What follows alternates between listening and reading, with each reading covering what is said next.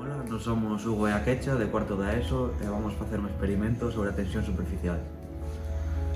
Para facer o experimento necesitaremos un vaso precipitado, gotas de colorante, xabón, aceite e auga.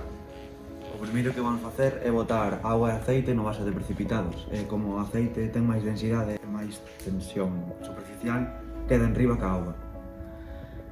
Logo, botaremos unhas gotas de colorante no vaso precipitado.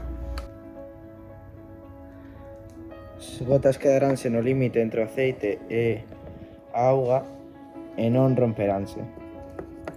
E logo, se botamos un pouco de xabón, romperase a tensión superficial da auga e do aceite, e baixará o colorante ata baixo.